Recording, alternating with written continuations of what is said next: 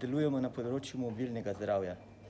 To je nov pristop v zdravstvu, ki ga omogoča interdisciplinarni pristop k pripravi in izvedbi zdravstvenih storitev in pa seveda informacijsko in komunikacijsko podprto sodelovanje med pacienti in zdravstvenimi izvajalci. Lahko v tem kontekstu predstavite konkreten projekt, kako ta deluje, kako denimo ljudje dostopajo do tovrstnih storitev, kako je dostopen tudi starejšim, ki morda pri tovrstni tehnologiji niso tako vešči kot mlajši.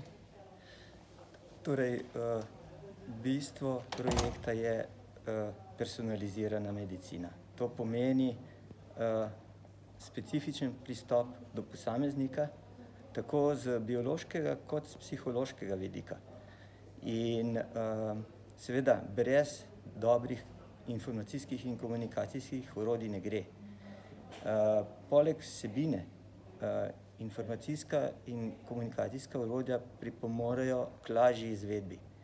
In tu sodelujemo z družbo Gospodar zdravja, ki gradi in razvija zdravstveni program, ki v bistvu je prvi ponudnik mobilnega zdravja v Sloveniji.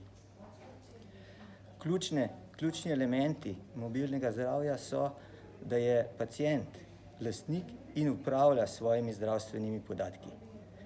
Temu pripomore ena zelo dobra rešitev, mobilna izkaznica zdravja, ki pacientu omogoča, da ima vse svoje podatke, vse dokumente, vse informacije o svojem zdravju na enem mestu. Lepo urejene in potem jih lahko da tudi na razpolago svojemu zdravniku, svojemu farmacevtu ali drugemu zdravstvenemu strokovnjaku. Ti strokovnjaki lahko med sabo tudi sodelujejo. Bistvo tega orodja je tudi, da je povezano z zdravstvom. To pomeni z izbranim zdravnikom, izbranim farmacevtom in omogoča varno e-komunikacijo. To je pomemben napredek v času, ko je varovanje osebnih podatkov velik izziv. In klasični načini, osebni obisk, telefonski razgovor ali celo elektronska pošta ne pridejo v poštev. Niso ali varni, niso dokumentirani, skratka, lahko so moteči med zdravstvenim procesom, tako da v bistvu varna e-komunikacija omogoča povsem nove načine sodelovanja med pacientom in zdravstvenimi izvajalci. Koliko pa je danes v Sloveniji uporabnikov tovrstne kartice zdravja?